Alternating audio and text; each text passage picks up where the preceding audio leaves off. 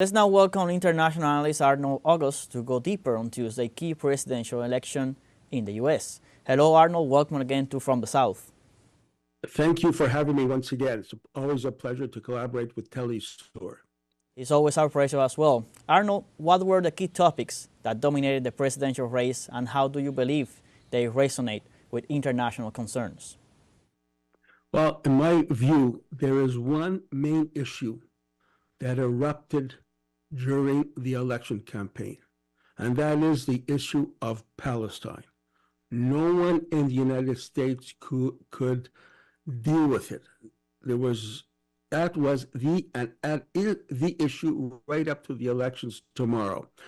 And we talk about swing states, like how does Kamala Harris deal with the issue of Palestine, given the fact that her administration with Joe Biden oversaw and still today oversees the notorious genocide against the Palestinian people, as well as the barbaric aggressions against Lebanon. When she has, it's interesting to see how they operate. This is typical of American politics, I have to say.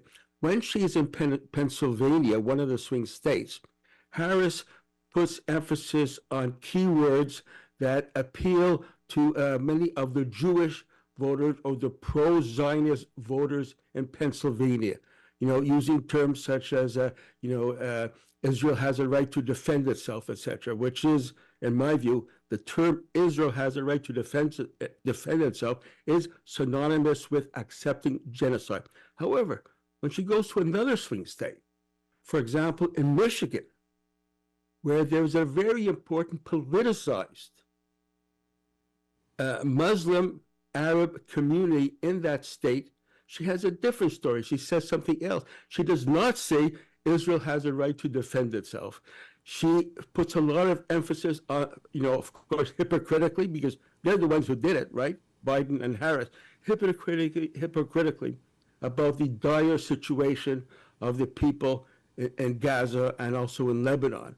But she still says that key word. She is in favor of bringing home the hostages. So her main emphasis in Michigan is to garner sympathy from the American Muslim population there. And so she puts emphasis on the suffering of the Palestinian people, but she still managed to put in that key word, bring the hostages home. In my view, bringing the hostages home without mentioning the thousands of political prisoners that are tortured and gang raped in the jails and the prisons of Israel. Know what is happening in Gaza.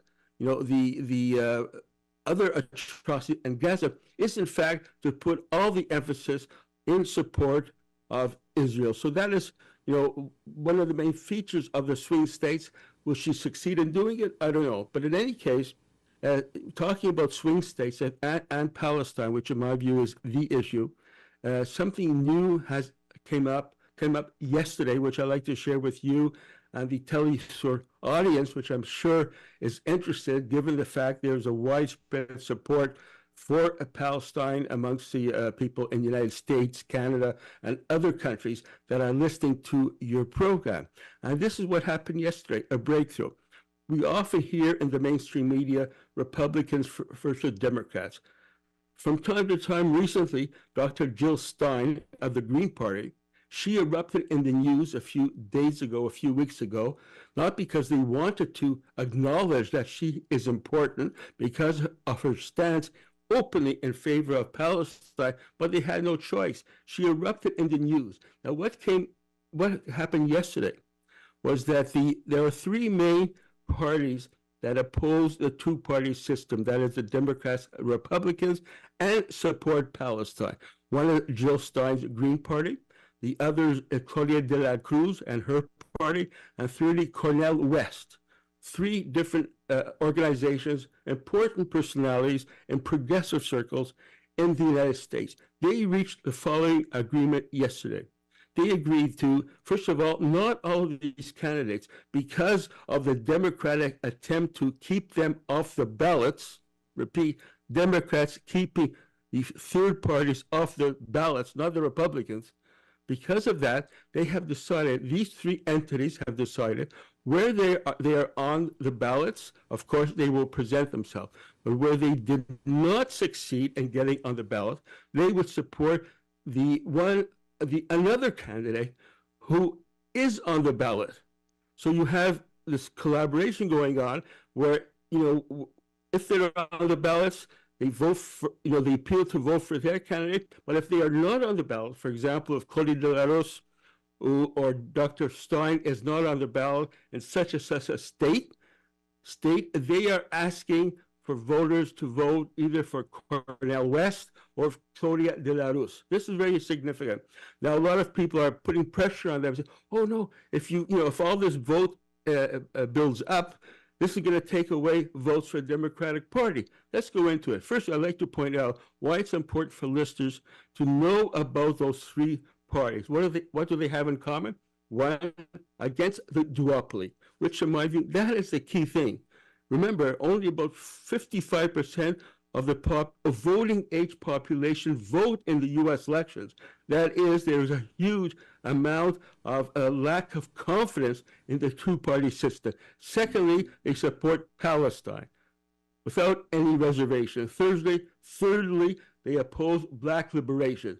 They also support the issues of environment and the question of the rights of the working people and women. This is what they have in common. And they have worked out this arrangement yesterday, in my view, which will be historic. Perhaps we will see how far they can get to build a new base in the United States that goes against the two-party system. As we were saying, Palestine has been one of the main topics, and now this issue, as we were reporting, we reported that also on these days of this alliance with third parties criticizing the dual party and not believing in the efficiency. But what other key foreign policies issues do you think will be influenced by the outcome of this election, and how might they shift under the new administration?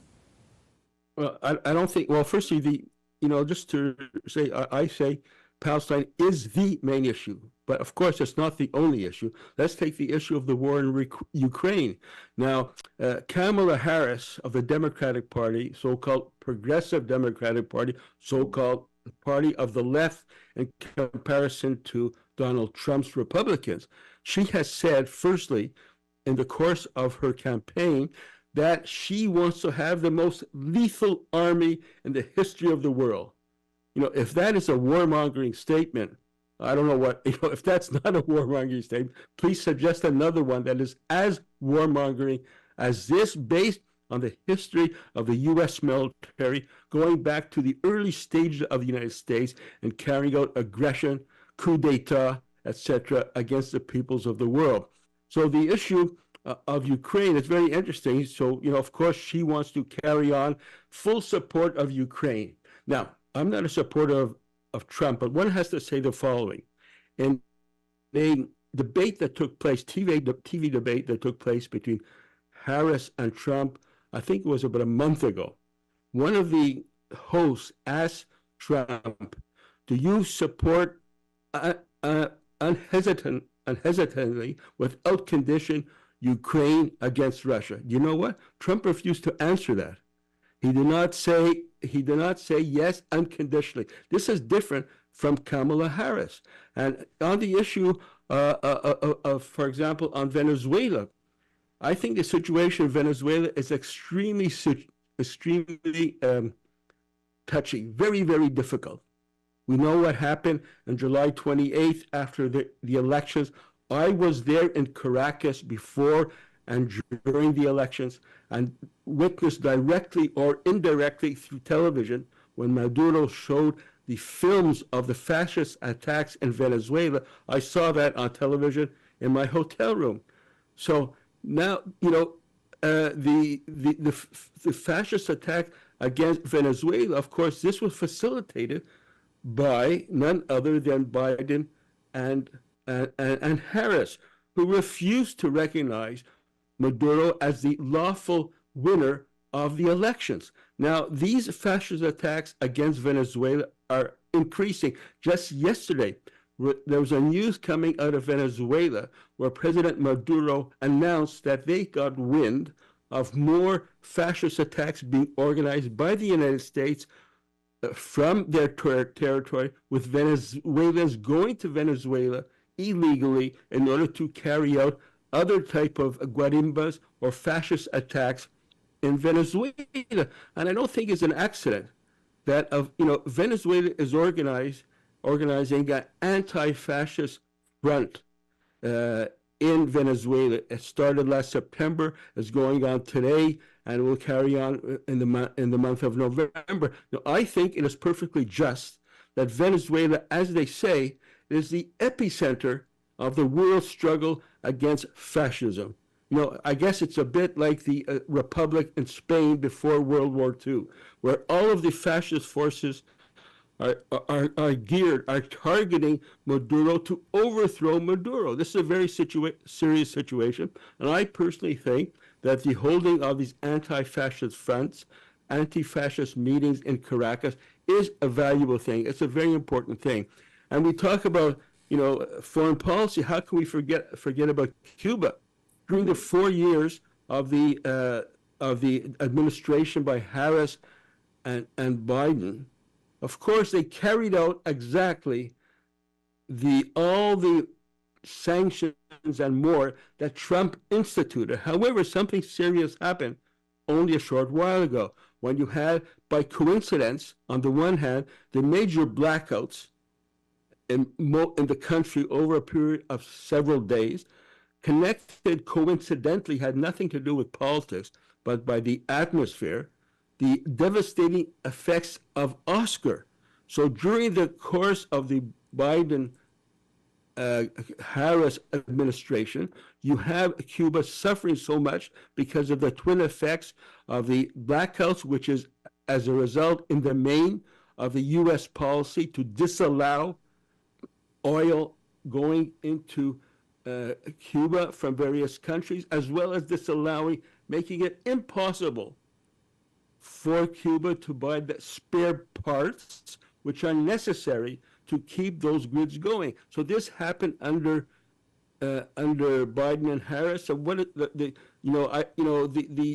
what is the policy of United States against Cuba has been right from the beginning, when Mallory said in the 1960s, make the people suffer, starve, so they will rise up and blame the Cuban government and overthrow the Cuban government. So, what's been happening since 1960 and continued under the Democratic administration is also a genocide against the Cuban people. Bruno Rodriguez, in the UN speech a few days ago, he put all the facts on the line, showing how the U.S. blockade against Cuba affects the everyday life of the people. Even with their great health system, they are not able to keep up with certain services. So the birth rate has gone down. People, the age of living has also gone down. There are many factors that affected negatively. And putting this together, it isn't, they haven't committed genocide successfully in Cuba. Not that they don't want to. They have not been able to do it because of the resistance of the Cuban people. So this is also a policy of genocide. Irrespective of who wins the elections, both the Democrats and the Republicans, they are in favor, we know, of the policy against Cuba. And I think one thing we have to look at further is how the movement is going with regard to the third parties for this election, as well as in the future. Stay paying attention on that, as you were saying, but unfortunately this is all we have time right now in this brief from the South. Thank you, Arnold, for all your inputs and, as always, your collaboration with us. Thank you for having me. No, it's our pleasure.